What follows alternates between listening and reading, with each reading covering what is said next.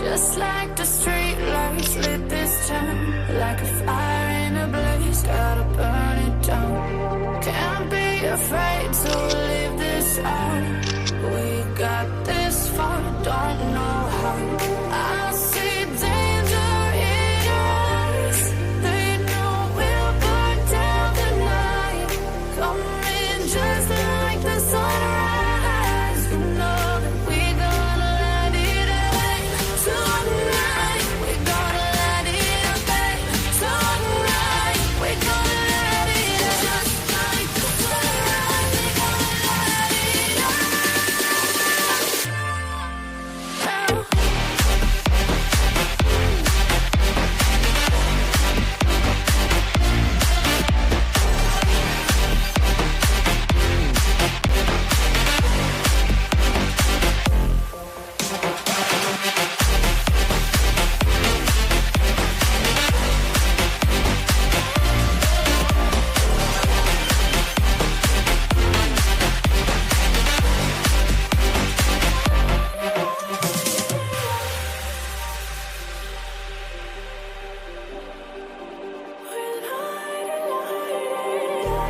Just like a spark that's breaking out. Can't make a stop, can't turn back now. We know that there's no room for doubt. No, we can't turn back now. I see danger in your eyes. They know we'll burn down the night. Coming just like the sunrise. You know that we gonna let it rain. Tonight, we gonna let it rain. Tonight, we gonna let it rain. Just like the sunrise, we gonna let it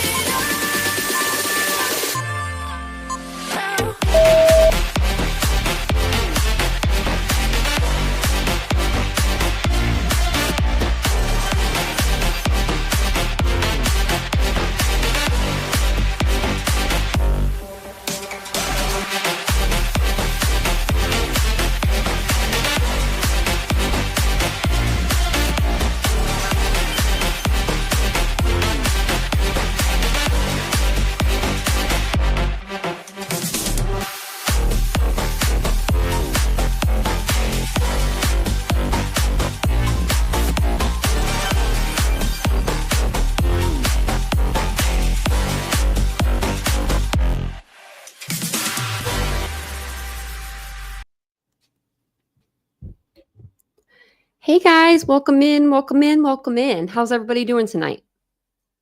Hopefully you guys are having a great start to your weekend. Welcome in, welcome in. If you are new to the channel, my name's Tanya or Titanium Built. Welcome in for tonight's live and welcome into everybody that's coming back for another round.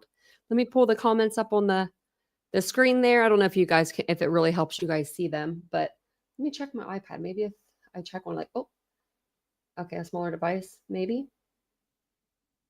No, I think that the, I don't know, having the chat down there doesn't really help too much. They need to make it bigger for us. Maybe it's just me though. But welcome in. It's good to see you guys. It's good to see the mods. It's good to see the members. It's good to see the subscribers. Good to see everybody. It's good to see you guys. Hopefully you guys are having a great, like I said, start to your weekend. It's Friday, the 20th of June. I don't know why I had to look at that, but I did. And Barry Morphew is in custody. So it's going to be a good live tonight. I feel like we've done this before. We kind of have. We've been covering this case for a while. So, hey, Ladybug. Hey, KCG. I saw that $3 million bond. Oh, my goodness. Did I get your amount? I didn't. I didn't look today for some reason. But let me know if it was for me. Hey, baby girl. Welcome in. Hey, Mr. Rosebud. It's good to see you guys. Hey, Mary Beth. Hey, Tom. It's good to see everybody. Kind of going fast, but if I miss you, I'm sorry. Oh, I saw that Kaylee's sister. Yeah, Kaylee's sister graduated. That's really awesome. I bet that was nice. Something for them to celebrate. You know what I mean? Like, I bet that was nice. Something to kind of get their mind off of everything that's going on and just, focus on their children. So, do you have rain, baby girl? I feel like it doesn't rain a lot in Washington. I've heard that. Hey, Kathy. Hey, Sailor. 77 there. And it was hot here today. They actually, hey, Mia Moray, they had a pool party, but I didn't go because I was already down there and I came back up and I was like, should I go back down? And I was going to, but like, because Vincent said it was like a bunch of ladies down there because when he pulled in, he could see the pool and he's like, oh yeah, there's a bunch of like, ladies down there. And I'm like, okay, maybe I'll go down. And then this guy gets out of his car and he's super buff, like, I mean, buff. And I'm just like, maybe I won't. Maybe I won't. I was just kidding. I just decided to stay in because I feel like I was getting too much sun. So, hey, get to the docking point. Hardly rains ever in California. That's where Vincent's from. Hey, Linda. I love California. I was actually looking at pictures today that we took when we were in California, and I was like, oh, the sun, everything's better. Just everything's better there. I don't know. The weather, the sun. The weather there was actually, when I checked, it was 70. It was this morning. It was 77 here, and it was 66 there. I was like, look at that. You don't do well in New York? I would love to live in New York for a little while. Just like, but I know that I would get sick of it after a second. I would love to live in one of those little small apartments they have, like the little tiny apartments. I think that would be cool. Just for like a minute. Me and Vincent lived in a small apartment. We can do it, but not like the 100, like I'm talking about like the 100 square feet. They're just like, I feel like my dogs are always like on me anyway. So might as well live there for like a year. I think it would be fun, but I don't know. Maybe I'm too old to do that now. Who knows? But, so Barry Morphew is in trouble. He's in a lot of trouble. So if you guys haven't been covering this case, we're going to go over a lot of it. And then what we don't go over tonight, if this live does well, we'll go over it in another live. I know a lot of people are live right now covering this case, so we'll see how it goes. But I do have Barry's newest mugshot. This came out on Twitter just a little bit ago. He looks like shit. I mean, just let's be real. Barry, yeah. That's what happened. That's karma. I'm telling you, I'm telling you what. But, so let me actually go over here. That way I know what I'm doing. So we'll do a little poll. That way we can kind of see where we're at. Put a 1, it's going to be a 3-part poll. So just wait till cause it's a 3-parter. I don't know why I did it like this, just to tease you guys. So put a 1 in the chat if you know about this case, like the ins and out. Put a 2 if this is your first time hearing about it. And then put a 3 in the chat if a lot about the case, you just need like a refresher, like you've heard about it and all that. So, and I was surprised, baby girl, that you knew a lot about this case. We used to have a mod that was actually I'm pretty sure her and Suzanne did their cancer treatments together, I want to say. And because I remember she was so into this case, so into it. Tom said 75. 2 was okay. So this is going to, okay. This is a good case. This one has been a long time coming. So Suzanne Morphew was a 49-year-old woman. That was that was how old she was when she went missing. She was a mother of 2. She vanished on Mother's Day. I'm just going to give you like a quick rundown, which fell on May 10th, 2020. Sorry. After she was supposed to be going on a bike ride right near her home in Chaffee County, Colorado. Her and her husband lived there. And actually I'll pull up this footage so you guys can see their house. It's beautiful. It's not even that's not even a word to describe this house. This house is look at this house. I'm going to put it up to 2. That way it's fast. Because it's just them going around the house. And then I'll talk to you about Suzanne. Her husband, Barry Morphew, was charged with her murder in 2021, with prosecutors alleging he killed her after discovering her 2-year affair she had with her intent to divorce him. Evidence included a tranquilizer, a tranquilizer dart cat that they found with Suzanne's DNA on it, scratches on Barry's arms, and his truck's suspicious movements. Now, I have an article that has all of the timeline on it, but I'm going to give you guys just not the rough timeline, but not the exact detailed timeline. We can go over that on our next live because it'll probably take us 2 hours to go through that. But the case was dismissed without prejudice in April of 2022 due to prosecutorial misconduct, including withheld DNA evidence linking an unknown male to unsolved SA cases. So they found this male DNA like on her bicycle helmet, on her bike, in her vehicle. It was just, to me, Barry, where'd you get the DNA, man? Where'd you get the male DNA? I feel like it was planted. But Suzanne's remains were found in September 2023. So when they arrested him the first time, there was no body, right? So she was found in, I believe it's called like Saginaw County, Sagaji County. And her death was ruled a homicide in April 2024. And they say that she died with animal tranquilizers in her system. They tested her femur and they identified her by her port and a couple other things, but her cancer port was one of those. But Barry was arrested again, and he was indicted on murder June 18th, 2025, and he was arrested in Arizona. And now we have an ongoing investigation. So they're going for round 2, and I'm here for it. I am here for it. But that house is just beautiful, you know? And I guess it just tells you, you know, rich people got problems too, right?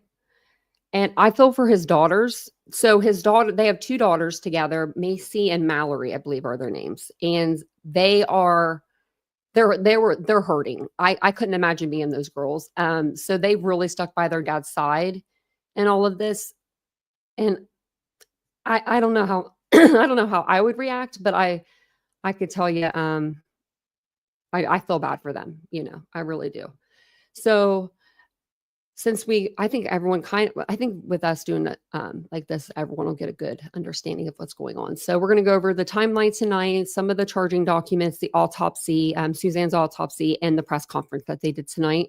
I recorded it just in case they did it live and then they didn't re-upload it, but they did. But I found this short video that will get us up to speed on Suzanne's disappearance and death.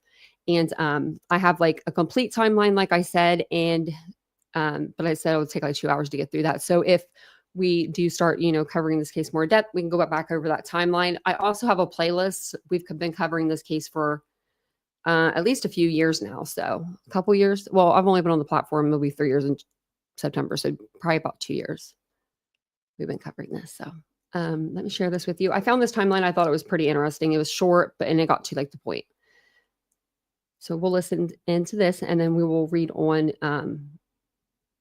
the charging documents for old Barry. Let's take a step back. Sorry, it's so loud. If you guys don't mind, take a second and hit the like button for me. That'll get us maybe out into the algorithm and more people will come in and they'll see the video. I appreciate it. Here, I'll turn this down a little bit and then I'll turn it up. Back to the beginning of this story in May of 2020, when Suzanne Morphew first disappeared. It's been so many years. Here's a timeline of how this all happened. 2 months into the pandemic in May 2020, court documents show that Suzanne Morphew sent a text to her husband indicating she wanted to civilly end their relationship. Days later, May 10th, 2020, Morphew went for a bike ride on Mother's Day. It was the last time she was seen. Law enforcement found Morphew's bicycle down a steep ravine off Chaffee County Road 225 from Highway 50, but deputies said the bike didn't look like it had been involved in a crash, and no blood was found nearby. 12 days later, investigators were honing in on her husband, Barry Morphew, and along with the FBI and CBI, Chaffee County Sheriff's deputies scoured his job site near Salida. In a search of the Morphew home that month, law enforcement found a tranquilizer gun and accessories. Between June and October of 2020, law enforcement, friends, and family conducted multiple community searches and held vigils for Suzanne. Then, nearly 1 year after her disappearance, law enforcement arrested Barry Morphew, charging him with first-degree murder, tampering with a human body, and other offenses. But nearly a year later, just as Barry Morphew was set to go to trial, prosecutors dropped the charges against him after a judge barred them from presenting most of their key witnesses, citing their failure to follow rules and turn over evidence. That evidence included DNA from an unknown man linked to sex assault cases in other states. Last spring, Morphew's attorney requested the prosecution be investigated for misconduct, filing a complaint that accused them of withholding evidence.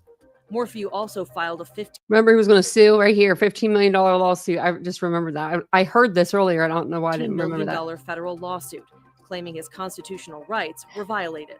The suit is still pending. Then, in September of last year, investigators found human remains in remote central Colorado.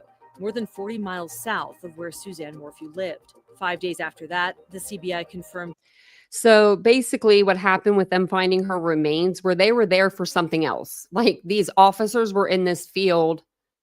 They said 40 miles away, like far away from her house, looking for somebody else. And they end up stumbling across a like shallow grave and it has Suzanne's remains in it.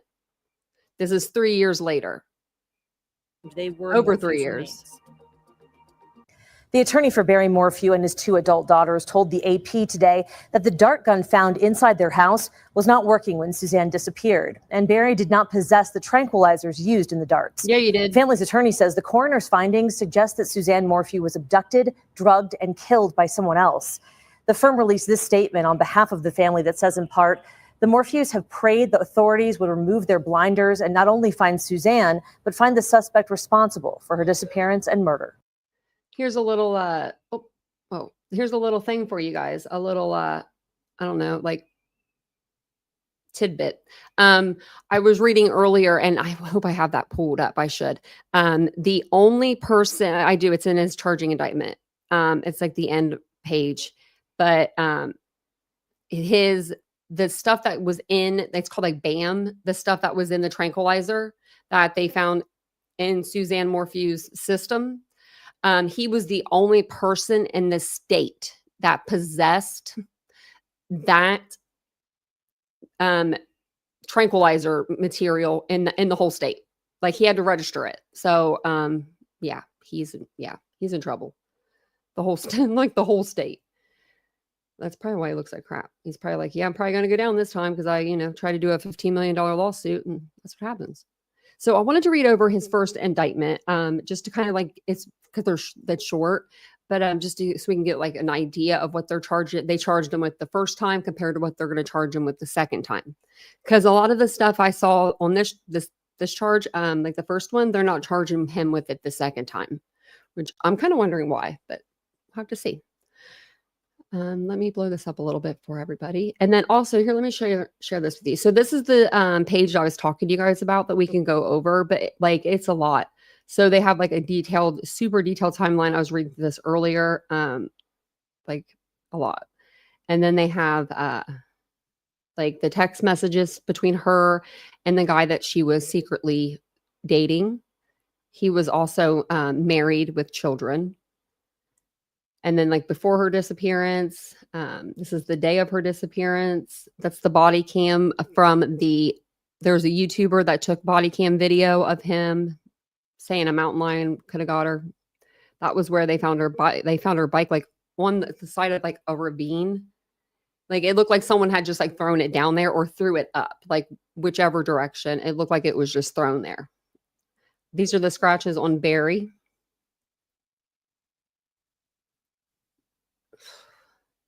And then here's more of the timeline. And so we'll go over all this if this video does okay and everyone wants to. And then this is him in the hotel and then him throwing his trash in every trash receptacle. He didn't just stop at one, he stopped at multiple. And then this is where they found her remains. Like seriously, who would have thought? Like that, I mean, they would find him like, look at this. Do you think that Barry like really, I wonder how long Barry like was worried or nervous before he realized he was like, no one's gonna find her. I mean, probably not very long, to be honest. I mean, look at that. It reminds me of like Oklahoma, where like the 2 women were taken off the side of the road and murdered. It reminds me of that almost. Like those, like it's just like nothing for miles, you know what I mean? But it's beautiful. It really is pretty. So the first time that he was arrested was back in 2021. And this one actually is from, let's see. Yeah, May 18th, 2021, date filed at 4:07. So he had 5 charges. Count 1, murder in the first degree. Count 2, tampering with a deceased body. Count 3, tampering with physical evidence. Count 4, possession of a dangerous weapon. Count 5, attempt to influence a public servant. Barry. And then it says here, that Linda Stanley, District Attorney for the 11th Judicial District of the State of Colorado, in the name and by the authority of the people of the State of Colorado, informs the court of the following offenses committed or tribal in the county of Chaffee. Murder 1 in the first degree. So murder in the first degree between and including May 9th, 2020 and May 10th, 2020. Barry Lee Morphew unlawfully, feloniously, and with or after deliberation and with the intent to cause the death of a person other than himself, caused the death of Suzanne Renee Morphew, and then gives the violation, the code.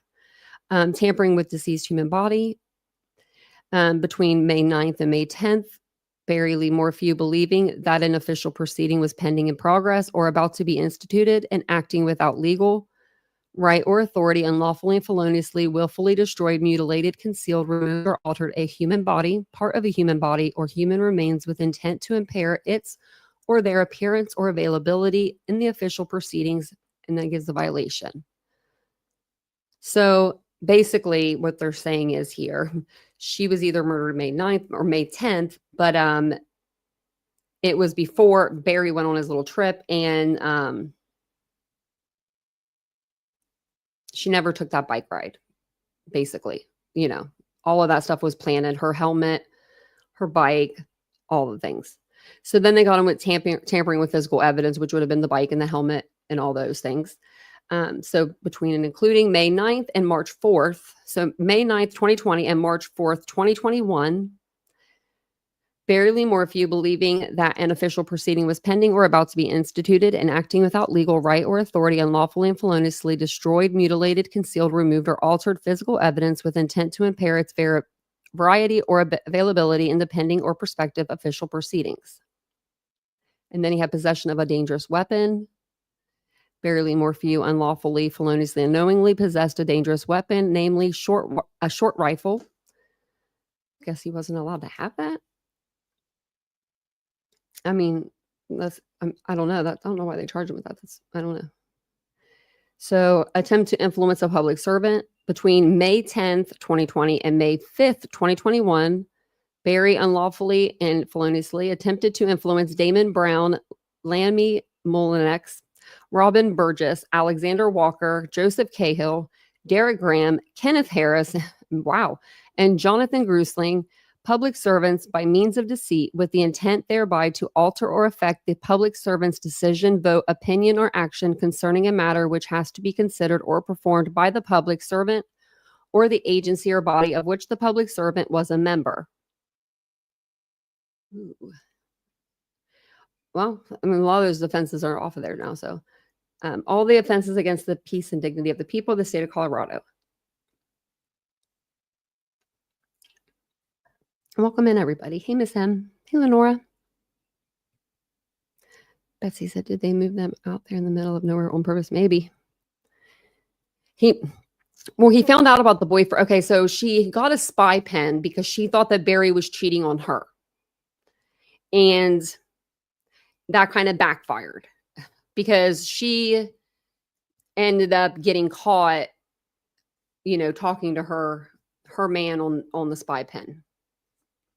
Now, I think that she wanted to leave him. I think she was ready to leave him. And I think that's when all hell broke loose. And he chased her around that house with that dart gun, which it's like a 7.06 rifle tranquilizer gun. I was looking them up.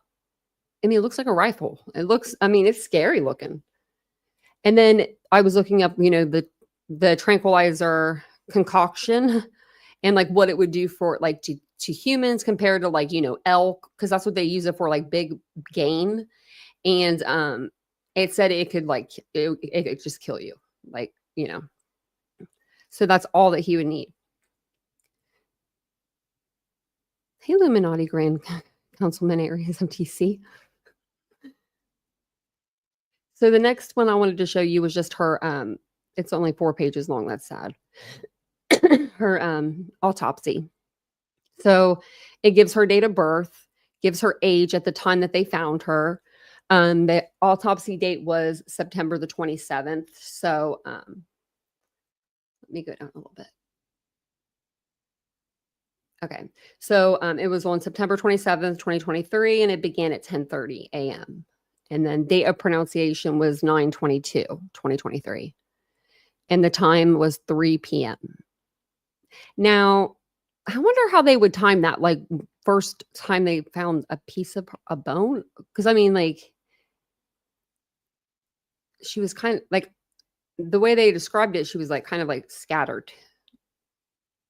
And it says right here. So it says homicide by unspecified means in the setting of, okay, I can't say these. So we're going to have this help me. I forget how to say them now. Butorphanol, azaparone, azafarone, and then what's this word? Medetomidine intoxication. Okay, so a reported history of recovery of partial skeleton, medical port, and clothing scattered in and around a shallow grave in Saginaw. I think it's Saginaw County. How do you say this? Saguage. Sorry. So I remember reading this on a live the first time, and when I read medical port, I was just like, I mean, that's just sad. She beat cancer. I think it was like twice. Just to like, this isn't, you know what I mean? Like this shouldn't happen to people. B, positive dental identification at time of autopsy examination. C, reported history. Decedent was reported missing in Chaffee County on 5/10/2020, and her bicycle and helmet were discovered without significant damage in separate locations within the county. No indication of perimortem trauma.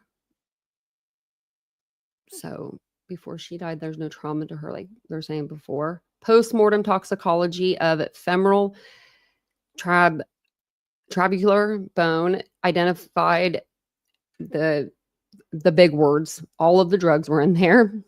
It says positive DNA identification, right and left femurs. So that was the first time I realized. I was like, oh, that's what they use to kind of identify you. Or I heard that they'll use like your knee, but I don't know about that.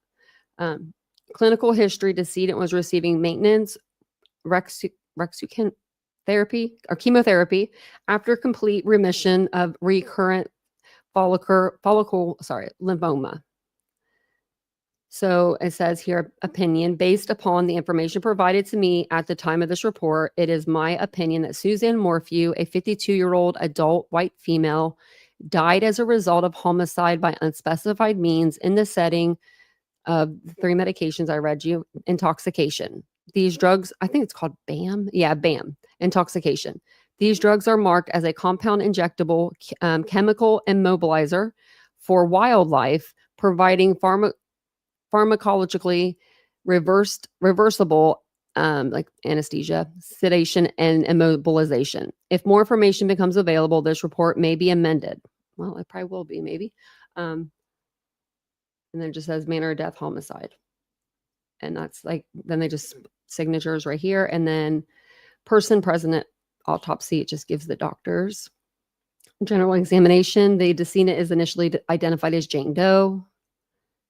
Submitted for examination are 3 large paper bags.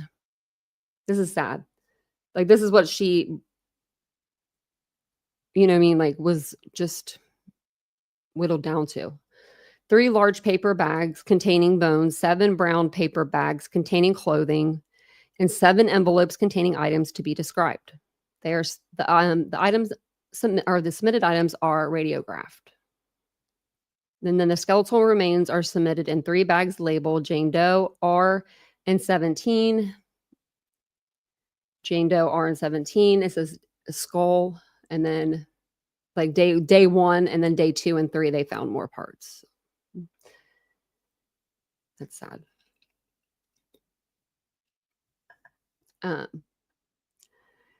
So the 3 bags contain multiple human and non-human bones and fragments, dirt, and a wood fragment. The submitted human bones included the skull with mandible, sacrum, multiple ribs, bilateral radii, and ulnae. Man, I broke a lot of bones, but I don't know these. Manubrium and sternum, right scapula, clavicle, right and left femora, right and left tibia and fibula bones, and multiple vertebrae. None of the bones bear any residual soft tissue. The right femoral head, femur fragment, and femur head is retained for toxicology testing prior to release for forensic anthropology examination. And then it's submitted as in an envelope labeled purple medical device. And then it says grape. I don't know what that means. The envelope contains a dirt-covered purple medical port. Oh, it's her medical port. Okay, so if you guys, is there anybody in here that's ever like dealt with cancer? Do you get to pick the color of your medical port? I wonder. Like, is hers purple? You know what I mean? Like, that doesn't seem like a regular color. Do you know what I mean? Like that. Sorry, my throat is dry. That you would think that you would see. So I wonder if that's something that they do, you know, just like, thank you, baby Rose. Let me do this. Just like with braces, you know, like when you're back in the day when you were a kid and you got braces, like you could pick the, you know, the different color rubber bands because it was like, I don't know, we're giving this kid braces. Let's let him pick the color of his brand, like the bands on his braces. But yeah, let me know. Because I think purple was her favorite color for some reason, I'm thinking.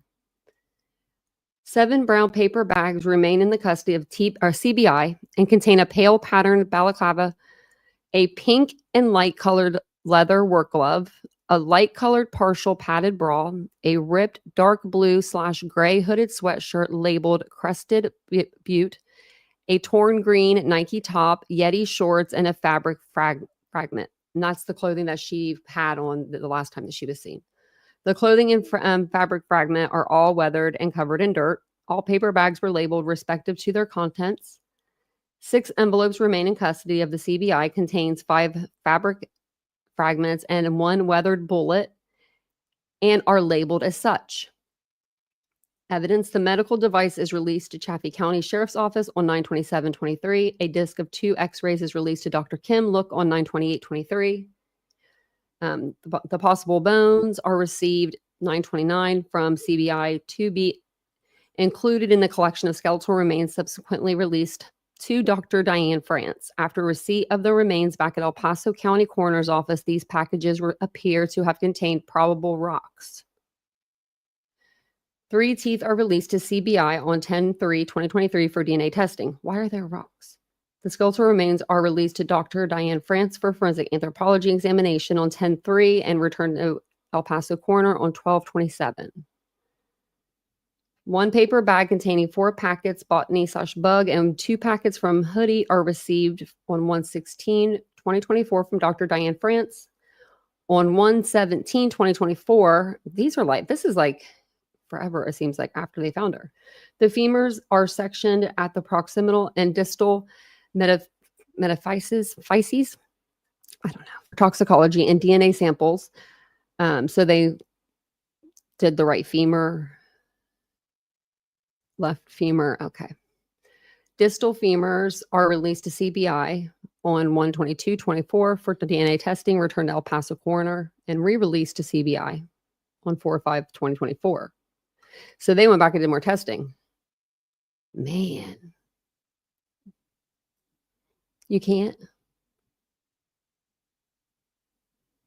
Correct usages. Oh, okay. Thanks, baby girl. Well, look at that. I think it was her favorite color, though, purple. I want to say that. I know that Nancy Grace did cover this case, and she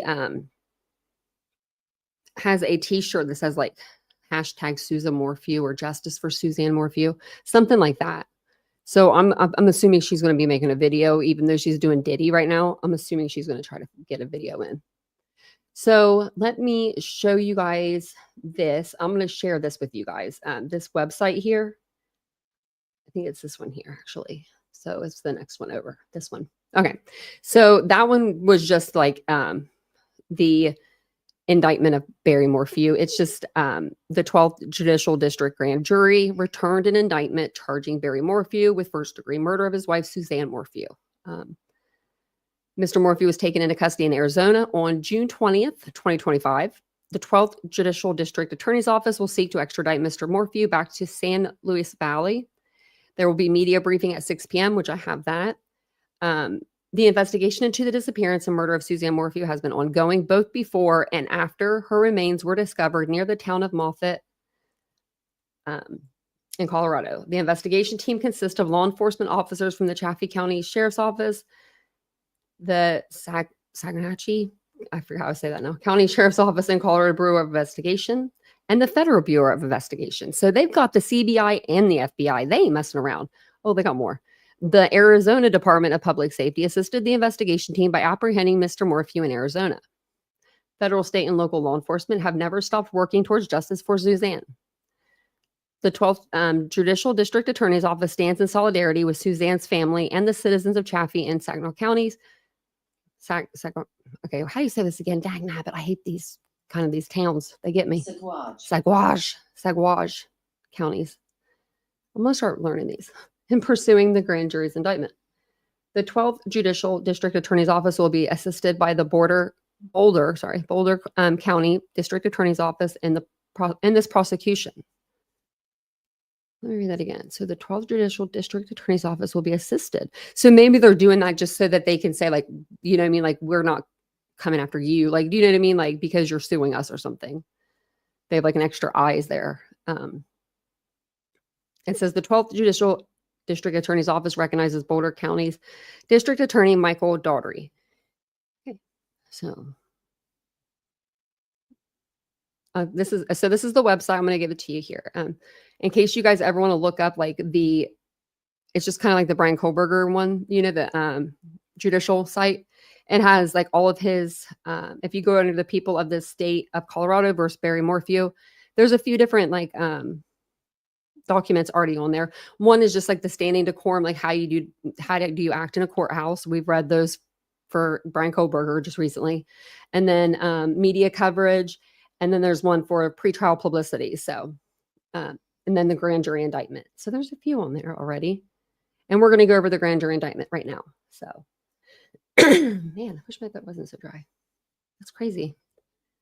I just drank like a bunch of water a minute ago too, because I was on the little treadmill. So he's charged this time, count 1, murder in the first degree. This came out today also. Doesn't say up here, but it did come out today. And then down here, it says of the 24-25 term of the 12th Judicial District Grand Jury in the year 2025, the 2024-2025 grand jurors chosen, selected, and sworn in the name and by the authority of the people of the state of Colorado upon their oaths present the following described acts, all done contrary to the form of statutes in such case made and provided and against the peace and dignity of the people of the state of Colorado as stated in the count attached hereto. And then they've got their new district attorney, which is Ann Kelly. That's someone different working this case, not the same person as before.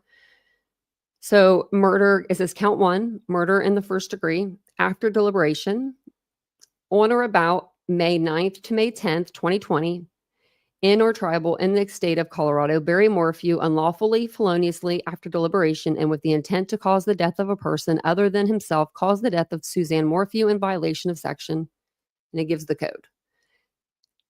He was probably like, oh, another one of these. I mean, seriously, you know. But this is just the probable cause for count 1. I don't know if they're going to put more counts on. I mean, the last time they charged him, they had 5. So I can see them like taking off some of them, but like I don't know. You would think that they would keep some. Maybe they're just trying to get him for the murder and just put him away, you know. But it says at 5:46 p.m. on May 10th, 2020. So they're going to give us a really good rundown. Mother's Day Sunday, Suzanne Morphew was reported missing to police by her neighbor. The last known person to see her alive was her husband, Barry Morphew. I'm going to put this up a little bit more, maybe. Okay. Investigators responded to the Morphew residence at 19057 Puma Path near Salida, Colorado, to investigate the missing person report. The house was locked and Suzanne Morphew was not home. Her vehicle was in the garage. Her redacted vehicle was in the garage. There was no signs of forced entry and her bike was missing. Later that evening, her bike was located down a hillside off a dirt road between her house and Highway 50. The bike was located less than a mile from the Morphew home. On May 14th, 2020, her bike helmet was located 10 meters off the side of Highway 50, approximately 1.52 miles west of the Morphew home and approximately 0.84 miles west of where her bike was located. So when they first, come up on the scene and they find her bike, they find her bike and then they find her helmet, kind of off the, this highway or whatever. And they think, oh, maybe whoever, took her or something, maybe they threw her helmet out of the car. Well, I think that's what they were trying to get, the cops to think. Barry Morphew was interviewed and told police that he set his alarm and woke up at 4:30 a.m. on May 10th, 2020. He told police that he left at 5 a.m. on May 10th, 2020 for a pre-planned work trip in Broomfield, Colorado. According to Barry Morphew, Suzanne Morphew was still asleep in bed when he left the house at 5 a.m. on May 10th, 2020. He told police she planned to ride her bike that day. Barry Morphew stated that upon arriving in Broomfield that morning, he checked into a hotel before leaving shortly after for the job site. He told police that he received a call around 5 p.m. on May 10th from his neighbors while physically at Broomfield job site. The neighbors told Barry that his daughters were concerned because they could not reach Suzanne all day. It was Mother's Day. Barry instructed the neighbors to check the house and specifically to look for her bike. The neighbors reported to Barry that neither Suzanne nor the bike were at the house, and Barry then instructed them to call the sheriff. He just so happens to not be there, Police interviewed one of Barry's employees scheduled to assist him with the Broomfield job. The employee told law enforcement that the employee and Barry were not planning to leave for Broomfield until the evening hours of May 10th, 2020. They were supposed to drive together. Instead, Barry left without telling the employee. Barry called the employee at approximately 11:18 a.m. and informed the employee that he had left without them. I'm like, I'm not coming. When the employee arrived in Broomfield on Sunday evening, the employee noticed that Barry Morphew had failed to bring the proper tools with him for the job, and the necessary materials for the job had not yet arrived at the job site. Review of the cameras at the hotel and nearby businesses revealed that Barry Morphew was in the Broomfield area for approximately 9 hours and 45 minutes.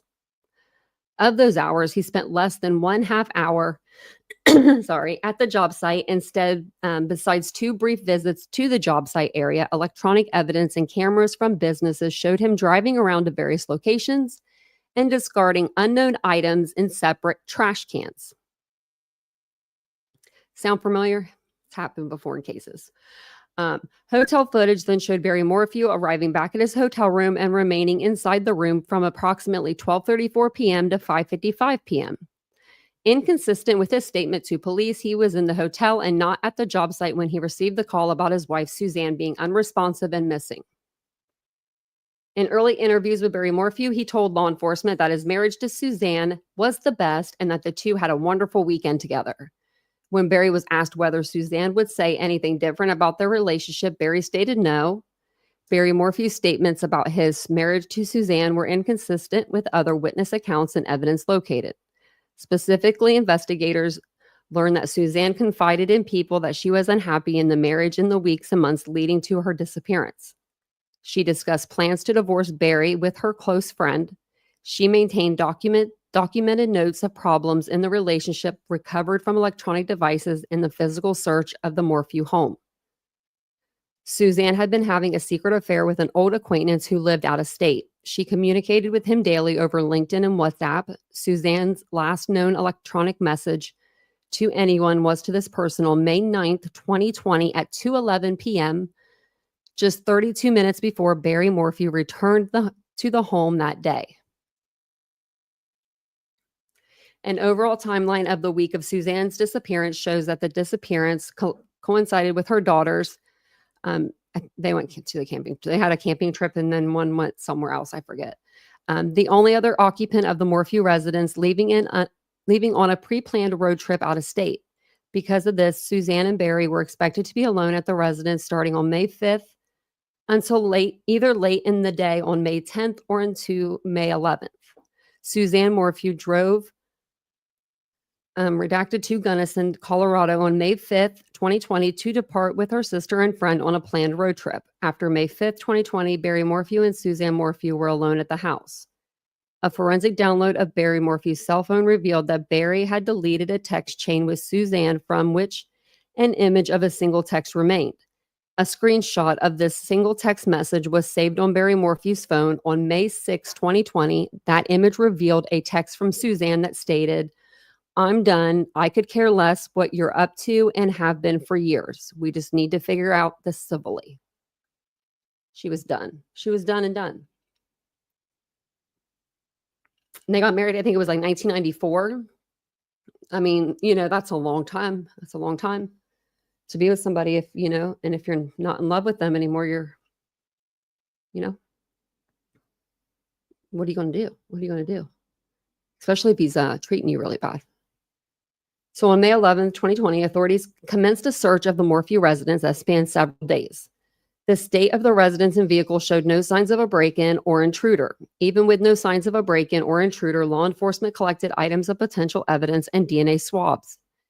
DNA analysis of the swabs collected produced several DNA profile mixtures consistent with what would be expected in the common areas of a home or a vehicle. The mixture profiles were processed through offender databases and were compared to the profiles of known individuals who may have been present in the vehicles or the residence. The results did not lead to any stranger or intruder suspects. An expert in DNA analysis testified that law enforcement provided analysts with one of the partial profiles developed from the glove box of Suzanne Morphew's vehicle for further investigation using a keyboard search. This allows for additional comparisons to profiles in more databases with less stringent quality control standards than the National DNA Index system, for which limited purpose of creating possible investigative leads. That expert further testified that there were matches to outside national or databases nationwide. The term match used by DNA analysts does not mean identical. Rather, a match only means that there were other profiles that could not be excluded at the limited number of available from the partial profile for comparison. The expert explained that she then compared the matches from those databases to the partial profile from the mixture on the glove box and excluded that those out of the state profiles as not originating from the same contributor in all but 3 instances. So that's going to be the 3 where they find the person that essayed somebody. So I just, where'd you get that DNA?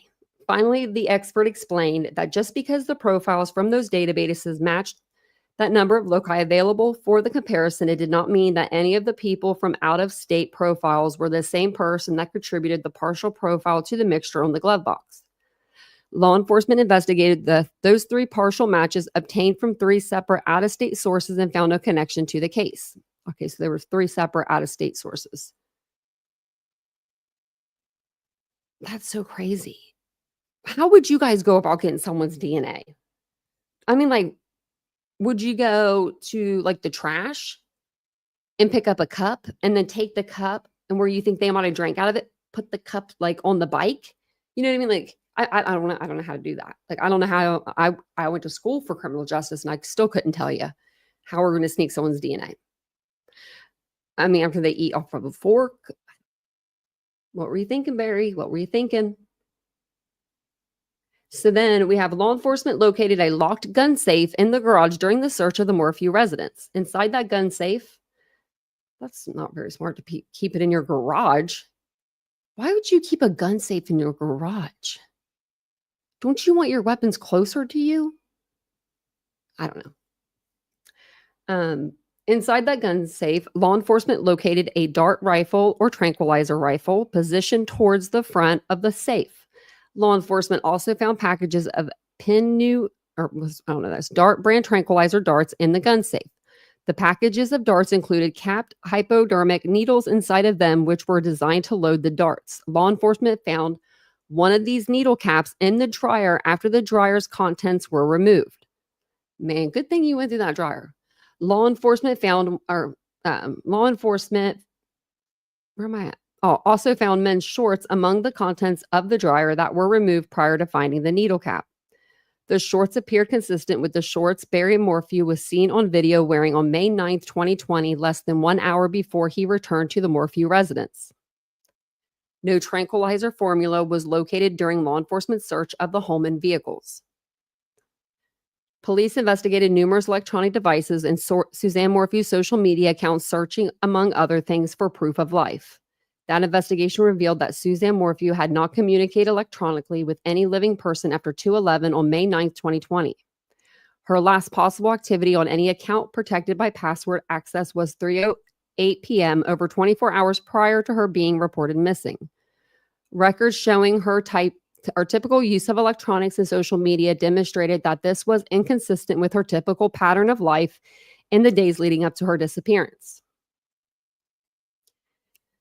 Additionally, witnesses indicated they attempted to communicate with Suzanne throughout this time frame but received no response from her. These witnesses indicated that her lack of response was out of the ordinary.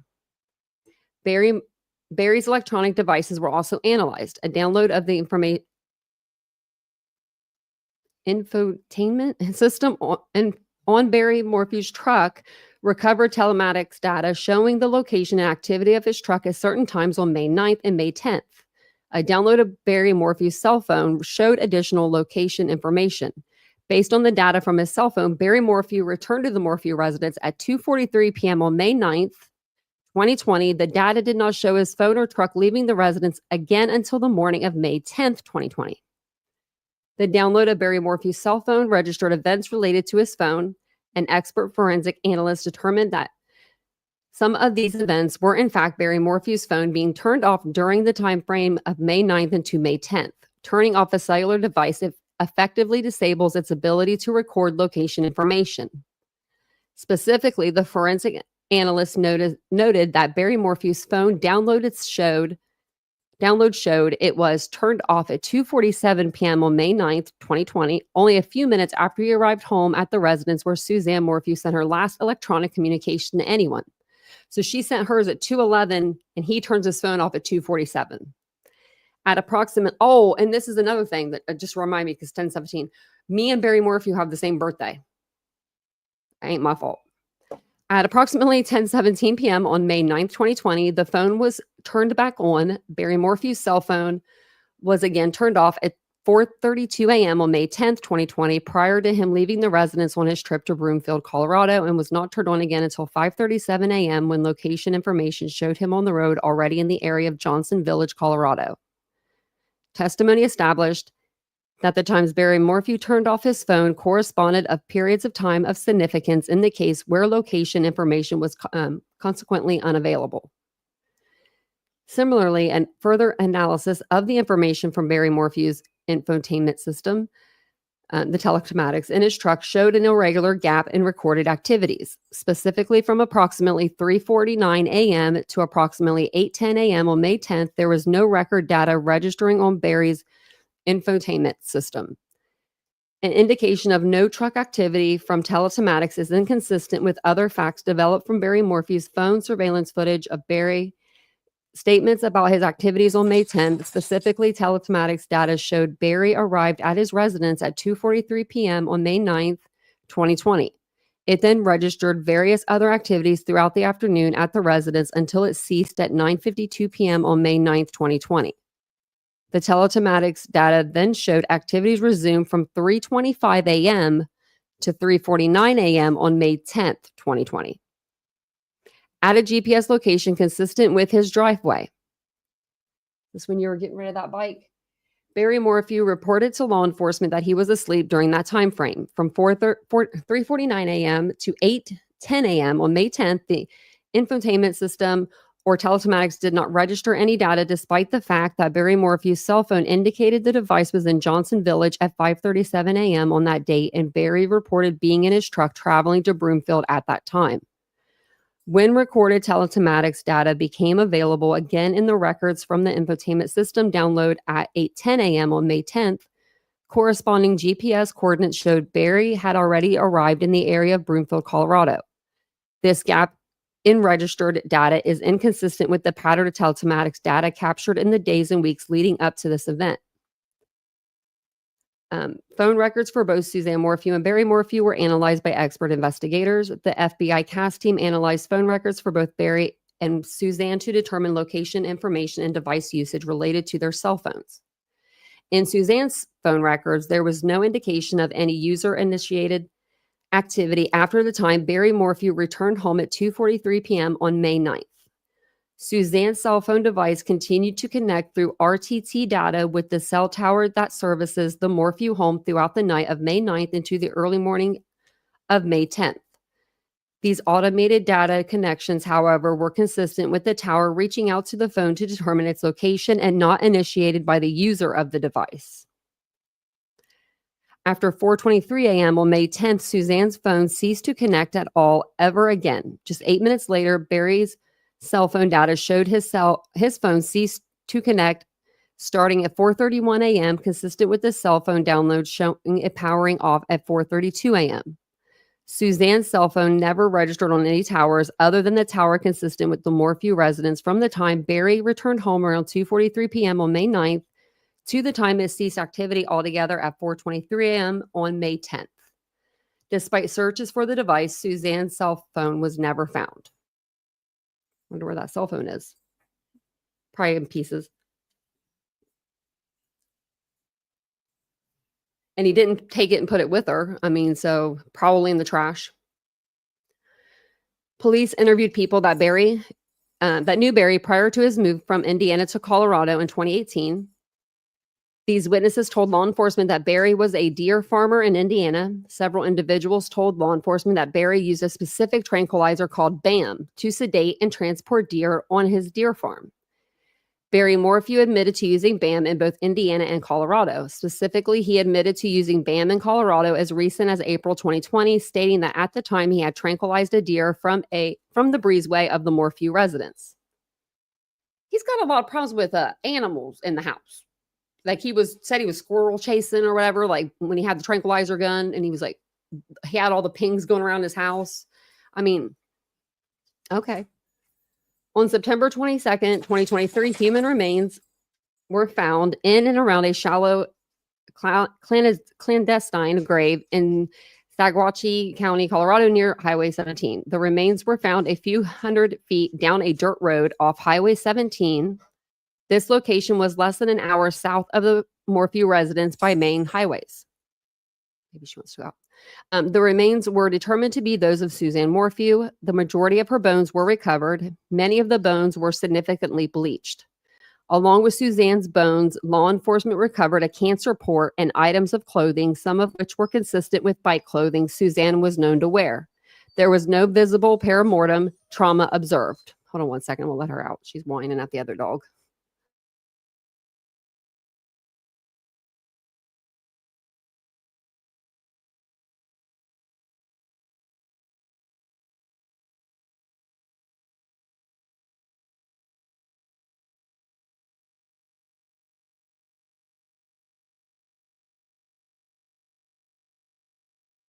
But see, I don't know why I turned off my camera. I actually have a cute outfit on tonight. It's like a one piece. I'm like laughing at myself because it's literally like all I wear is one pieces now. Okay, so we were down this page. So a board certified forensic anthropologist, a botanist, and an entomologist all analyzed the remains, and several observations were noted. There was a distinct lack of bug activity, which was inconsistent with the remains having decomposed at that location. Did you move her? The clothing items lack evidence of decomposition, which was inconsistent with Suzanne wearing the bike clothes at the time her body decomposed. Additionally, there was a lack of human predation on the bones, which was only a very small amount of dissected soft tissue found on a few of the bones, and there was no hair mass located. All these features would have been expected if this had been the original grave site where decomposition occurred. The forensic anthropologist opined that based on these factors, it was unlikely Suzanne decomposed from a fresh body to a skeleton at this location. You moved her?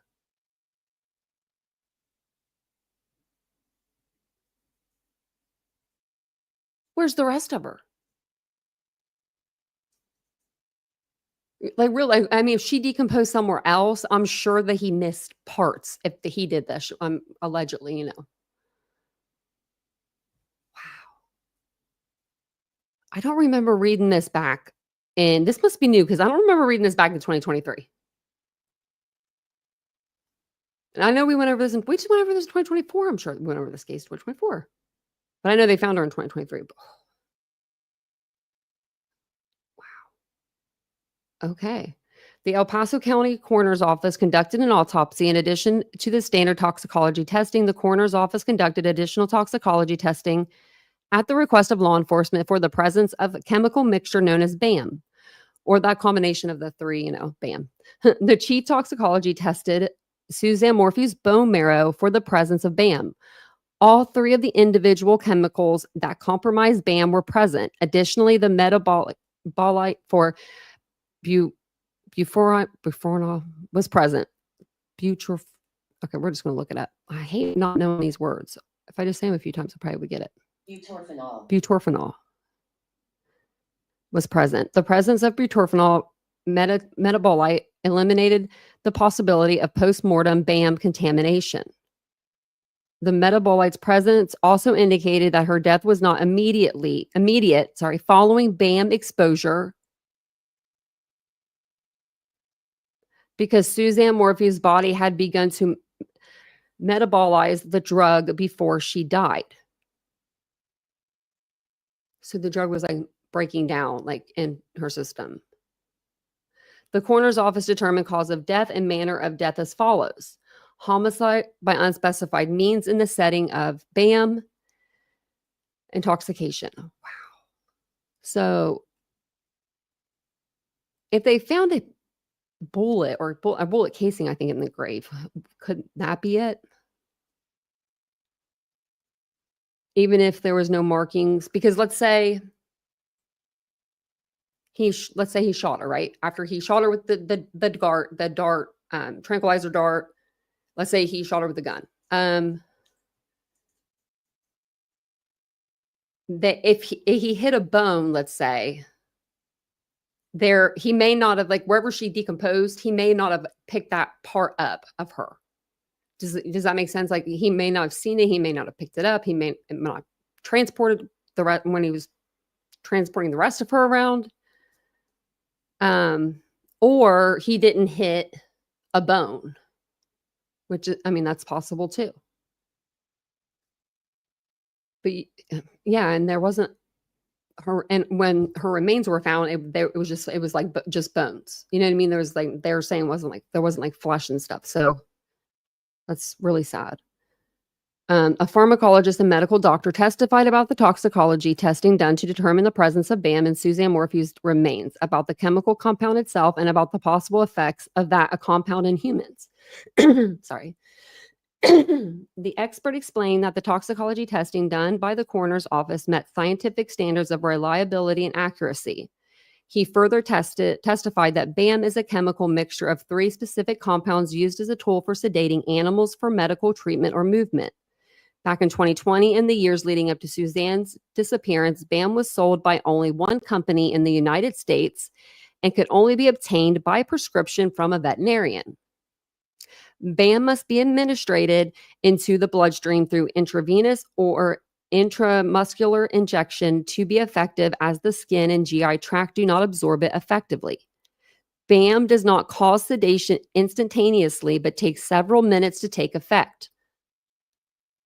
That's sad. BAM is designed not to be lethal, and I thought it said for humans it was, and comes with reversal agents in the prescription kit. However, BAM is not FDA approved for any human use. For that reason, there's no scientific studies available that address the possible effects the compound would have on humans.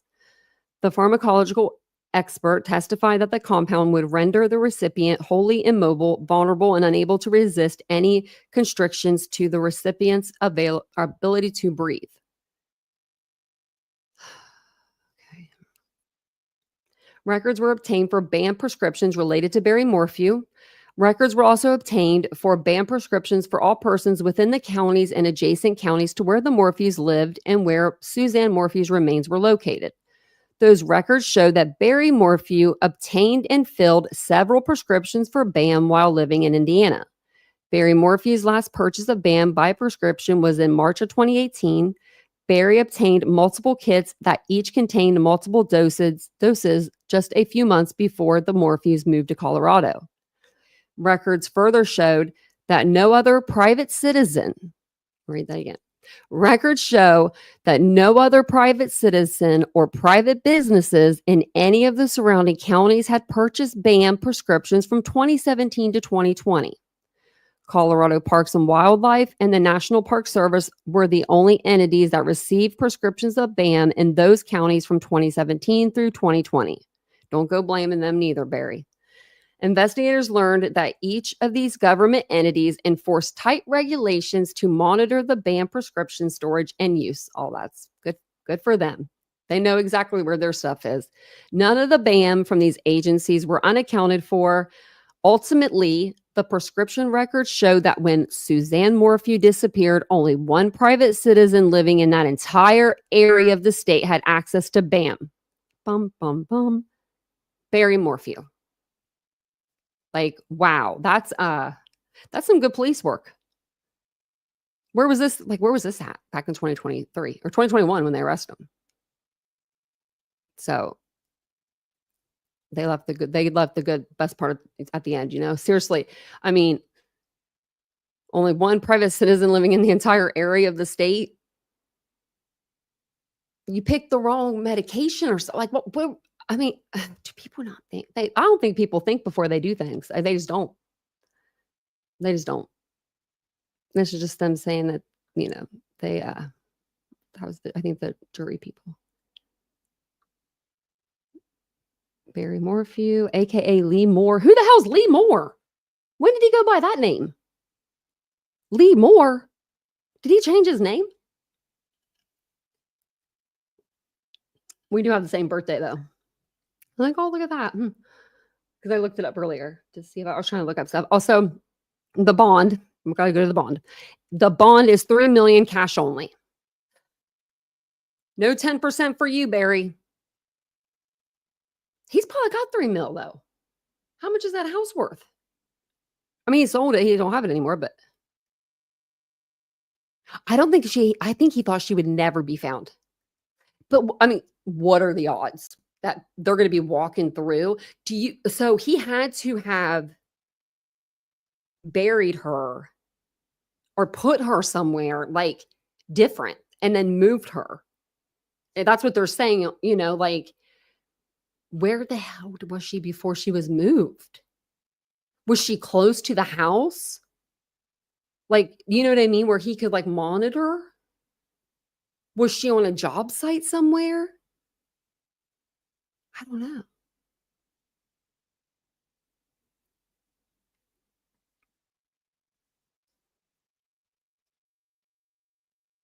Hey, Nicole.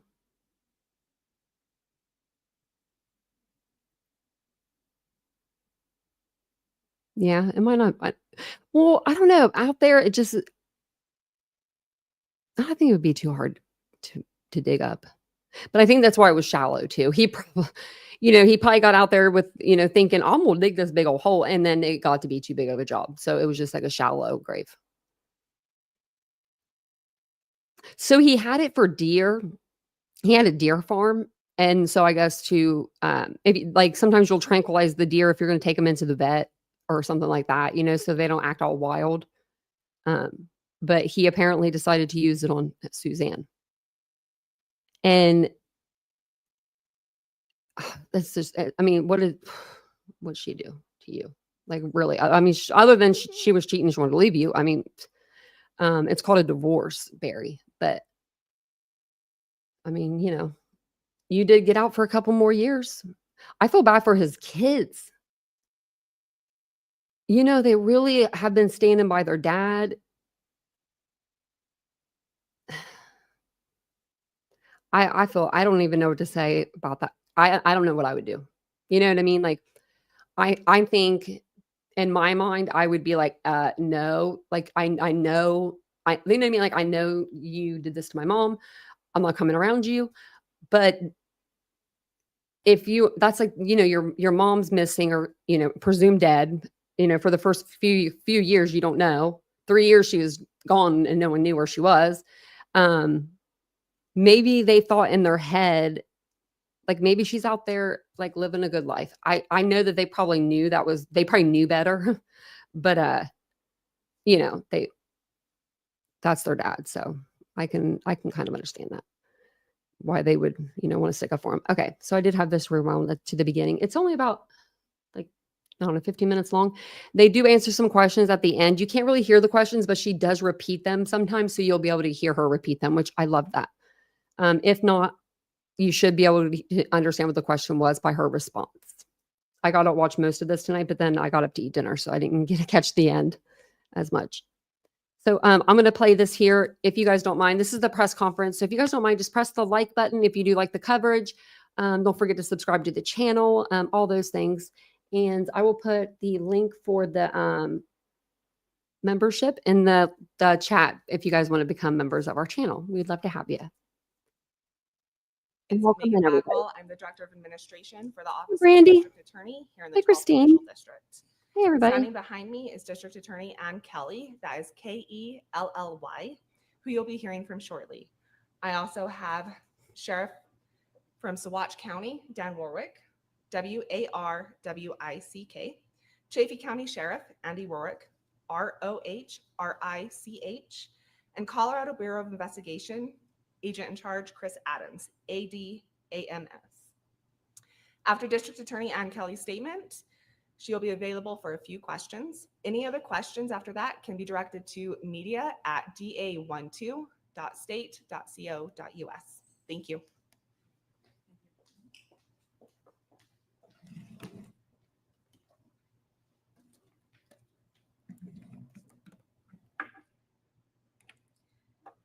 I appreciate the members of the media that are here today.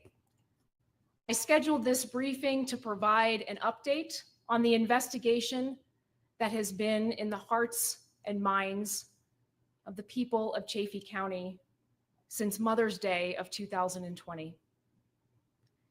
Suzanne Morphew was reported missing on Mother's Day 5 years ago. Law enforcement has never stopped working to obtain justice for this mother of two, this daughter, this sister, and this beloved member of the Chaffee County community. Through the tireless efforts of the Chaffee County Sheriff's Office, the Saguache County Sheriff's Office, the Colorado Bureau of Investigation, and the Federal Bureau of Investigation, I can announce today that the 12th Judicial District Grand Jury returned an indictment. The grand jury has indicted Barry Morphew on the single count of murder in the first degree. Law enforcement, the Chaffee County community, and Colorado as a whole has never stopped fighting for justice for Suzanne. Cold case homicides are tremendously difficult. They're difficult for the families of the victims and the communities who wait patiently for answers. While it may seem at times that the world forgets about these victims, I can assure you that my law enforcement partners and Colorado's law enforcement community do not forget. Every unsolved murder is a tragedy, and we must never give up on our efforts to find answers in these cases. My office will be prosecuting the indictment as Suzanne's remains were found in Saguache County, which is a county within my jurisdiction, the 12th Judicial District. I am extremely appreciative of Michael Doherty, who is the elected district attorney in Boulder County. He has consistently committed material resources to small rural DA's offices like mine to assist in the sometimes Herculean efforts to bring justice for victims in rural areas of our state. His commitment to rural Colorado he's continued his commitment with this case. He's provided me with the assistance of a chief deputy in the Boulder County District Attorney's Office to assist me with the investigation and the prosecution. Colorado's community of prosecutors is committed to assisting wherever the need arises. In addition to Mr. Doherty's assistance, District Attorney John Walsh of the Denver District Attorney's Office has committed to providing me with appellate guidance during the case proceedings. So today I have with me Chaffee County Sheriff Andy Rorick. I stand united with Sheriff Rorick and Under Sheriff Alex Walker. I stand united in announcing this indictment. Through this process, I have seen firsthand how deeply Sheriff Rorick and Under Sheriff Alex Walker and the entire Sheriff's Department in Chaffee County cares about this case. I am proud and appreciative of our cross-jurisdictional partnership and their hard and excellent work. I also stand with the Federal Bureau of Investigation, who has never wavered in its commitment to this investigation, providing essential intelligence and investigative resources and expertise through the years. I also recognize and appreciate our continued partnership with the Colorado Bureau of Investigation. The Colorado Bureau of Investigation has done incredible work, and their CBI agents and analysts have worked very, very hard to advance the goal of finding answers in this investigation. Here representing the CBI is Agent in Charge Chris Adams with CBI's Pueblo office. I also stand with Saguache County Sheriff Dan Warwick, who is here with me as well. He and his office immediately answered the call to action when Suzanne's remains were found in the county he represents. Sheriff Warwick and his deputies are an essential part of this team, responding to the recovery of Suzanne's remains with the highest level of dignity and professionalism. I also want to continue to recognize what I have come to expect in my years as a prosecutor, and that is multi-jurisdictional and multi-state cooperation and partnership. I want to recognize the Arizona Department of Public Safety, who immediately responded to our team's request for assistance in locating and arresting Barry Morphew in the Phoenix area. Mr. Morphew will be held by Arizona authorities pending extradition proceedings in that state. And upon conclusion of those proceedings, Mr. Morphew will be transported to Alamosa County to stand trial on the indictment. This indictment has been unsealed upon the arrest of Mr. Morphew. I asked for this briefing to provide you with an update and provide information to the community. Me and my team recognize the importance of being laser focused on the prosecution and to speak with one voice. And so for that reason, all of the agencies that have been involved in getting us to this place, as well as the prosecutors that have been willing to assist me in this investigation and prosecution, they have all been instructed to send any media requests to my office. And so that's what I'd ask of you. In an effort to be transparent, I'd like to thank the the Office of the Judicial District in this district for making the indictment immediately available. And so you can get a copy of that indictment on the State Judicial's website. It is linked on a page labeled Cases of Interest, and it's under Alamosa. Barry Morphew is presumed innocent in this case and that presumption remains with him unless and until he is convicted at trial. And so once again, thank you for allowing me to provide an update to the community on this very important case. And I can take a couple of questions if you have them. Yes, sir. And thank you for the question. The question was, what was Barry doing in the Phoenix area? I appreciate the question, and that information was still being gathered. We have been working very, very hard to make sure that we run down anything we can with respect to this investigation, and our law enforcement officers will certainly be following that. Yes, sir.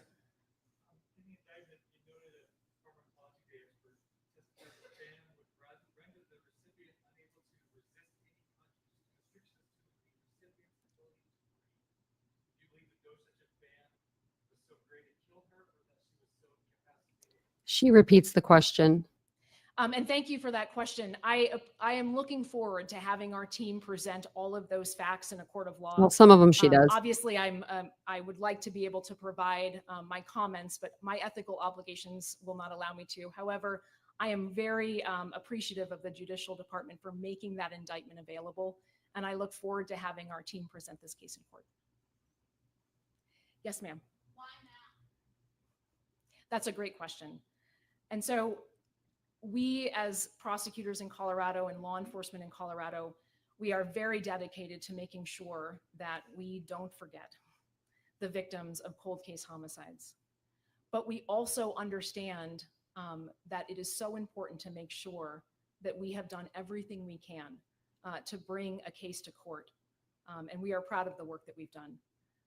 Every victim of homicide, murder in Colorado deserves that kind of attention, deserves that kind of work from law enforcement. And I would say that having the opportunity to work on these cases and to bring justice for these victims has been very important to me. Yes. Yeah, let me. Yes, sir. Was Morphew surprised at all? Was he expecting this?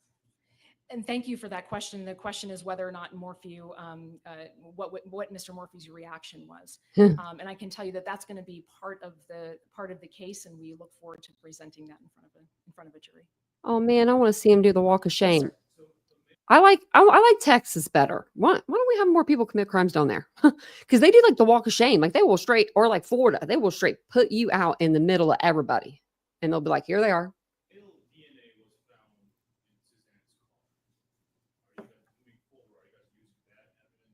I think Crystal Rogers. That's who I was thinking too, Tammy. And thank you for that question. That's what I was thinking. Has a wealth of information about that particular topic, as well as the probable cause that supports the arrest in this case. And obviously, we are going to do everything we can to make sure that justice is done for Suzanne, and that includes being as thorough as we can about the facts of the case.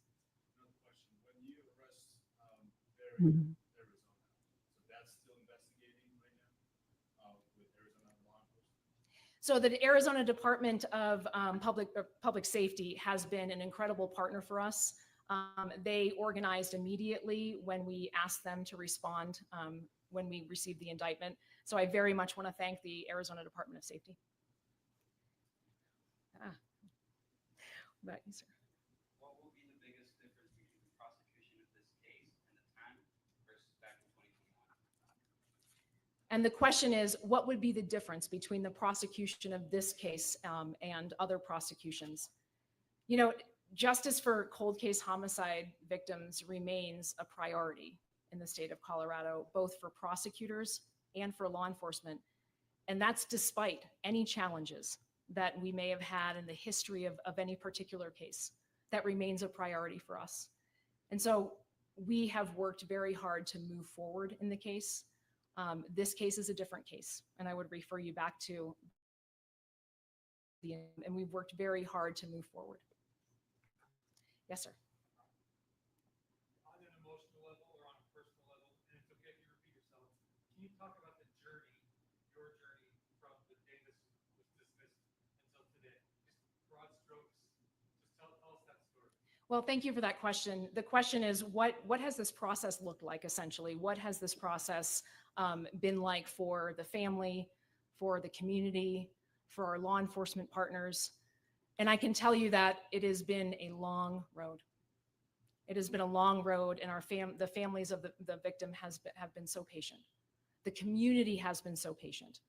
But I can tell you that our law enforcement officers have never forgot, have never given up. And they have been working so hard to get to the place where we are today. And so it is never enough to say we're just going to forget about it because it's too hard. And so that has been the process for me. And I'll take maybe one more question here in the front. Can you elaborate further on where Suzanne's remains were found in relation to Morphew? I know it's undisclosed. So it was in and around the town of Moffin, and that raises an important question that I want to address. And so the remains of Suzanne Morphew were found in Saguache County, and that's obviously a county in my jurisdiction. And so jurisdiction in this county is appropriate. I can tell you that I have reached out to and contacted my friend and colleague, elected District Attorney Jeff Lindsay, who currently covers Chaffee County. He is in full support of our efforts to prosecute this case here and has committed to providing any resources that we need to prosecute this case. Oh, that's good. That's good. I mean, keep it out of that county, you know, like, because Barry's trying to sue that county and everything right now, right? So it's good that they're just kind of separating it. So that way he can't come back and say, well, they're trying to come after me because I'm suing them for 15 million. Like, that's a good thing. So she's going to do a good job, I feel like. And the question is how. Well, thanks, Cal. I'm sorry, can you say that again? And I appreciate that question. We obviously have never given up on this investigation. And so working with our law enforcement partners, we were able to make that determination.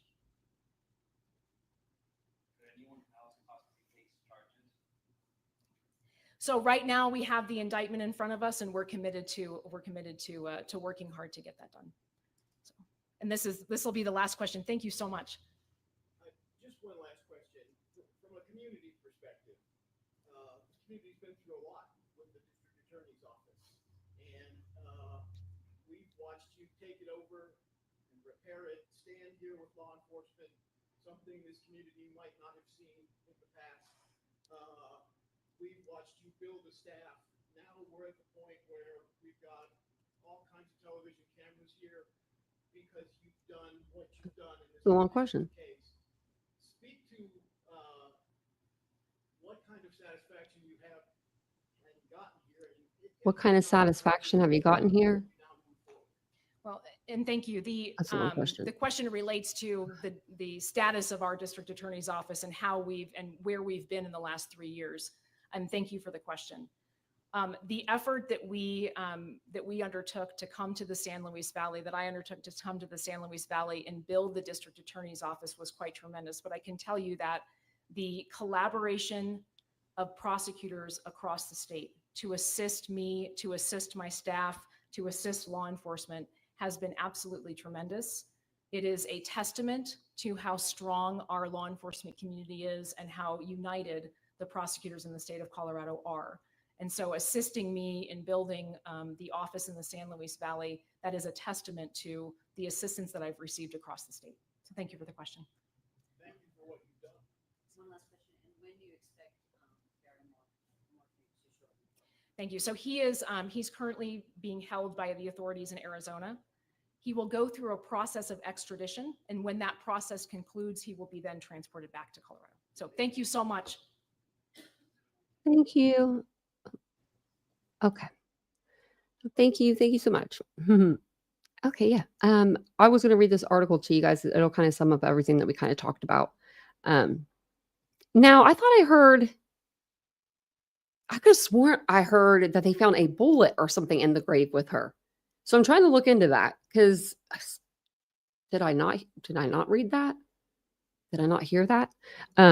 So I'm like, I was trying to look it up, but I couldn't find anything right when I looked it up. But I'll keep looking because I want to know that. That's a question I have.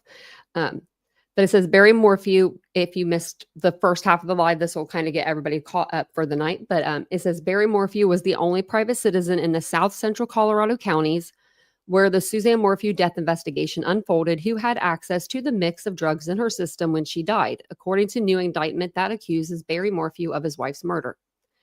Friday's indictment filed by the 12th Judicial Grand Jury comes more than 3 years after the first murder case against him was dismissed and 21 months after Suzanne's remains were found. The indictment also details cell phone and vehicle telematics data from Barry Morphew's truck that contradicts the story he told law enforcement after his wife went missing, and that includes outages at key times of the investigation, as well as evidence that Morphew's body was moved to the Saginaw County location where it was found back in 2023. Morphew was taken into custody in Maricopa County, Arizona on Friday, according to the DA's office, which said it would try to have him extradited back to Colorado. His bond was set at $3 million. Once he's back in Colorado, he will be set to stand trial in Alamosa County. So he'll go to court probably, what's today? Friday. So he'll go to court Monday and for his arraignment, and they'll say, hey, are you going to fight extradition? And he will say, he may fight it. That'll take, so then it'll take an extra 7 to 10 days to get him out here. I mean, he'll be back in the county and, in the state. But 12th Judicial District Attorney Ann Kelly provided few new details in the case, but said she felt it was important to hold the briefing to update the community on the indictment. Cold case homicides are tremendously difficult, she said. They're difficult for the families and of the victims and the communities who wait patiently for answers. While it may seem at times that the world forgets about these victims, I can assure you that my law enforcement partner and Colorado's law enforcement community do not forget. Every unsolved murder is a tragedy, and we must never give up on our efforts to find answers in these cases. She thanked the Boulder County District Attorney's Office, which sent resources to the rural 12th Judicial District to aid in the investigation. As prosecutors in Colorado and law enforcement in Colorado, we are very dedicated to making sure that we don't forget the victims of cold case homicides, but we also understand that it is important to make sure that we have done everything we can to bring a case to court, and we are proud of the work that we have done. Denver 7 reached out to Barry Morphew's new attorney, David Beller, who provided the following statement. Yet again, the government allows their predetermined conclusion to lead their search for evidence. Barry maintains his innocence. The case has not changed, and the outcome will not either. The case has changed. Bam. That's what's changed about it. You're the only one with it. Why are you the only one with this tranquilizer that is found in your wife's femur? You answer that question to me, Barry Morphew. Or Barry Morphew's lawyers. Suzanne Morphew went missing on Mother's Day in 2020, and that's just a shame. After leaving for a bike ride, she never went on that bike ride, in my opinion. Barry Morphew was arrested roughly 1 year later on charges of first-degree murder after deliberation, tampering with physical evidence, and an attempt to influence a public servant. In April 2022, a judge granted a request by the prosecution to dismiss the case less than 2 weeks before his trial was set to begin in Fremont County. The case was dismissed without prejudice, meaning Barry Morphew could be tried again if charges were refiled. Prosecutors said at that time that a ruling by the judge that they could not call their most expert witness at trial due to discovery violations meant Suzanne's body needed to be found in order to prove the case. This was before they had her body. They said they believed her body was in a hard-to-reach mountainous area that was covered in snow at that time. No, she wasn't. But Suzanne's body was found in a shallow grave in Saguache County field, in a Saguache County field during an unrelated investigation 17 months later in September of 2023. An autopsy ruled her death a homicide. A powerful mix of sedatives, and it's called BAM, was found in her system. BAM is commonly used for sedating animals for medical treatment or movement, according to a medical expert cited in Friday's indictment. BAM is only available by veterinary prescription. Who gave you it? I mean, they probably didn't know. They ain't gonna get trouble. According to the indictment, records show only Barry Morphew, along with Colorado Parks and Wildlife and the National Park Service, had been issued prescriptions of the sedative in the years leading up to Suzanne Morphew's disappearance. Barry Morphew last purchased multiple kits of the chemical compound in Indiana in 2018, so 2 years before she died. Ultimately, the prescription records show that when Suzanne disappeared, only one private citizen living in the entire area of the state had access to BAM, Barry Morphew. The indictment also details evidence that suggests Suzanne Morphew's body did not decompose in the shallow grave in Saguache County, a lack of bug activity or animal predation on the remains, and a lack of decomposition in her clothing. Like, what does that mean? That means she wasn't even in those clothes when she was deceased. And wherever she was before wherever she was before she was transported here, right? She wasn't in the clothes that was in the grave. Does that make sense? Because it would have had the like fluids and tissue and all of that stuff on there, right? And these clothes were clean.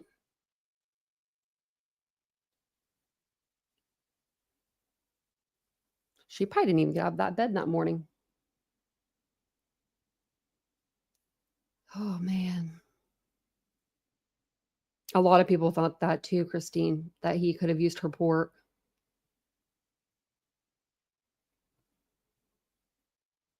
So I'm wondering if because like I said, like, maybe he missed something, when he was transporting her, like bones or whatever, because they only found like 3 large bags worth of her. I mean, that's not a lot. There could be there is a second grave site out there somewhere. And in my mind, I'm thinking it could be somewhere close to their house or somewhere that Barry would be familiar with and comfortable with. You know what I mean? Like, I feel like it would be something like that. But I don't know. Morphew's attorney, Iris Eaton, I don't know how to say that, has maintained his innocence in the years since he was arrested. When the case was dismissed, she said there was no physical evidence linking Barry to Suzanne's death and accused the prosecution of dismissing the case because of their misconduct. Sorry. Linda Stanley, the lead prosecutor in the case, was disbarred after state disciplinary authorities accused her of a slew of violations during the case, including making inappropriate comments to the media during the prosecution. Well, don't do that again. Barry Morphew filed a malicious prosecution lawsuit against a host of parties in the Chaffee County, including Stanley, in May of 2023. That lawsuit was dismissed with the federal judge saying prosecutors acted badly in his case, but authorities still had enough reason to arrest him and charge him. Oh. Okay, then. Is that what he does, Christine? Can you do that? Like, I mean, is that like illegal? Isn't that like illegal? To steal their sheds, like their deer sheds, whatever they're called. My brother goes hunting. He has 2 deer like mounted in his living room. And I'm like last time I was there, I was like, okay. I mean, that's just, we have like the opposite decor. Like we're just 2 different, 2 different people. And but his boys shot them deer. So that's why they're up there. He's like, Dominic don't even realize what he did with this one, like, because it's huge. And like, my nephew's he's young. He's a young kid. So I thought that was illegal because I know that like poaching and stuff's illegal. So what does he do? Sell the antlers? And then be like, you can pretend like you got this deer? Like, that just doesn't even sound right. That's not, you guys aren't doing the sport right. You're cheating, Barry. You're cheating. Like, if you're out there to do it for sport, that's one thing. But if you're out there just like shooting up deer with freaking trade guns, like, that's another thing,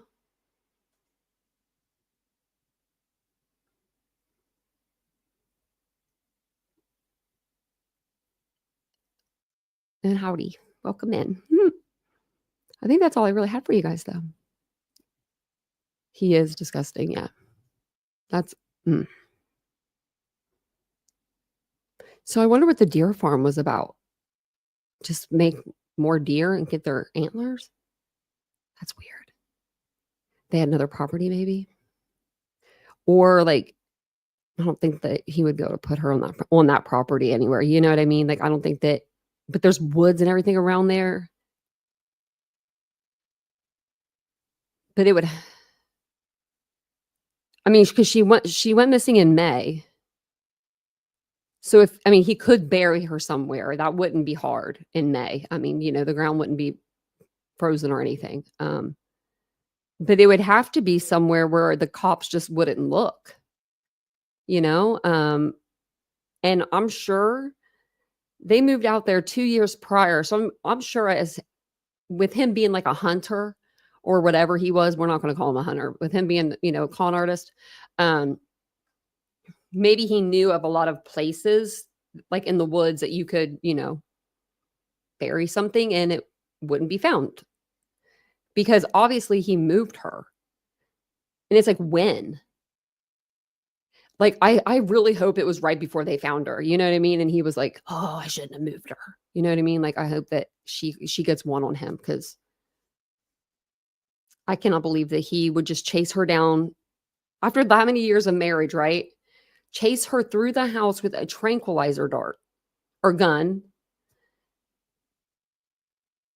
She's like beating cancer, and this is what happens, Did I say a bad word, Tom? I might have. Yeah, I don't know why you would cut him off either. Why and just keep the old deer head, but Yeah, deer shed their antlers naturally, but not all deer, I guess. I mean, I guess the ones that are shot and taken, they're not, it's called it's called work hard and get a divorce. Yeah, right? I mean, it's not, they were so young still. You know what I mean? Like, she still had so much life to live. Nobody mounted. I thought it was me.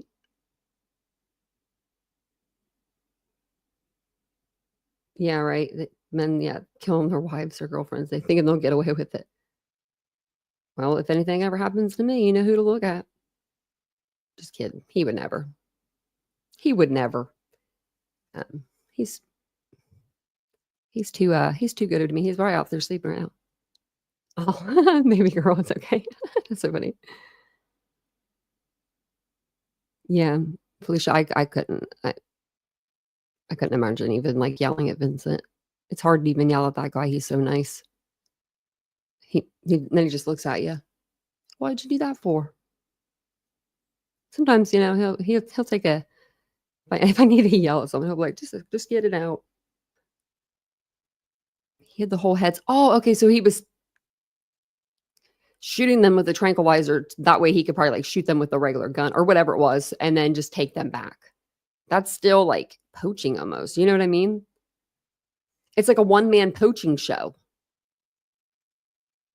5 years, Christine, 5 years. I mean, it's because of that pandemic, really. I mean, just look at Lori Vallow, Chad Daybell. I don't even call her Vallow, Daybell, whatever. You know who I'm talking about. Sarah Boone was another case that took 5 years to get through the court system. I mean, I think even Letitia Stauch's case was almost 5 years. It was like 3 or at least, I think. But yeah, it was a while. Oh, yeah. Did you guys see did it show it on here, his new mugshot? Yeah, right there. That's his new mugshot. I showed it to you guys at the beginning of the live. You look like hell, Barry. You look like you haven't slept since 2020. Look at his bags under his eyes. My goodness.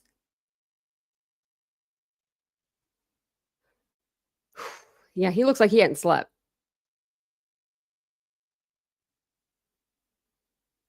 Yeah.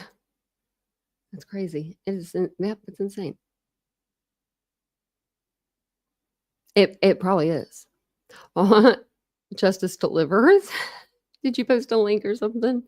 Oh, it's because you put the 2 and then the dot do. You didn't do anything wrong, Austin. Sometimes Nightbot gets a little mad if someone like puts a period in a weird spot, it'll say like, stop posting links, but you didn't even post a link. So don't let it do. Yeah, Nightbot will call you out. He used to call out Cheryl all the time. I'm a cusser. I have a potty mouth. I need to not have it so much. Sometimes for the most part, I'm good though online. There's a time and a place. You guys know it whenever I need to say it. I had Nightbot say hi to someone one time because like it was Eddie, I think. He would always come in the chat and he'd be like, hey Nightbot. Every night he'd come in stoned and he'd be like, hey Nightbot. And so one night I like programmed Nightbot because you could program like what they say. And I programmed it to say hi to Eddie and it like freaked him out because he was stoned to the bone. And it was like, hello, Eddie, how are you? Or something. And he was like, oh my God, it's talking to me. He was freaking out. He was like, it's really talking to me. That's pretty funny. Pretty funny. You're the same ladybug. Well, I hope you guys have a really, he does look like he's been run over by a truck. Hope you guys have a good Saturday. Hopefully you have some awesome plans tomorrow. I don't really have any plans other than it's going to be like super hot here like the next week. So I'll be, getting my tan on, just sitting by the pool. Hopefully no one goes down there and bothers me. Just kidding. I think I'm going to start doing yoga over there because it just seems like fun. What was I looking at now? Oh yeah, the weather. I went straight to YouTube because that's just my YouTube studio. I don't know. That's just what I usually do. It's going to be 90 degrees here tomorrow. Sunny, and that's going to be 93, 93, 92, 93, 92, 90, 80. Okay, yeah, I need a floaty. I have a floaty. I just need it pumped up. I'm gonna use the excuse, like, we're not supposed to have pool floaties, but someone always be bringing a pool floaty down there by the end of the summer. I'm bringing one. I'm bringing it, and I'm just gonna say it's because I can't get my hair wet, and all these kids be splashing me, so I have to have my raft. My son left went your way. Yeah, it's here. I'm excited. Oh, the 90, 100 degrees. I can't take it. I can't take life. Usually, I got to be in the pool. Like it's humidity. It's the humidity here for me. You love your floaty? Me too. I love floaties. I know my mom used to love floating. That was like her favorite thing to do in the summer, just float in a pool on a raft. Her and my aunt had like a really nice pool, and my mom and dad couldn't afford like a big pool for us. Like, I don't know. We I wouldn't have used it as much. Like, we were getting older. So my mom and dad went out there and got one of those like blow up pools. Those two had the funnest time in that thing. You would have thought they were two teenagers like out there. I mean, really, it had like, it's kind of sloped down a little bit. So my dad would be like, I'm going to the deep end. And he had this little raft that went around his waist, like one of those little circle rafts. It was only 2 feet deep. It was only 2 feet deep. Like literally, like, Dad, you can stand up. It's fine. But he'd wear it because I think it was for my nephew. And then my mom had like this little raft. And she'd just go in there and get in the raft. I'm just like, you guys, just like kids, but you know, that's cute though. When they were, you know, older, and that's cute to do. So they were having fun. But thank you guys for being here tonight. My voice is going, I don't know. Every time I get on the live, it seems like that's when my voice starts to go out. I think I need to talk more, or maybe I need voice lessons. But thank you for being here. Don't forget to hit the like button, subscribe if you're watching on a replay. Let me know you're watching on a replay. I'll be on tomorrow at some point, probably tomorrow evening. If I do come on during the day, I'll let you guys know in a community post. But I will see you guys more likely tomorrow night. So have a wonderful Saturday, and I'll see you guys tomorrow. Bye, guys.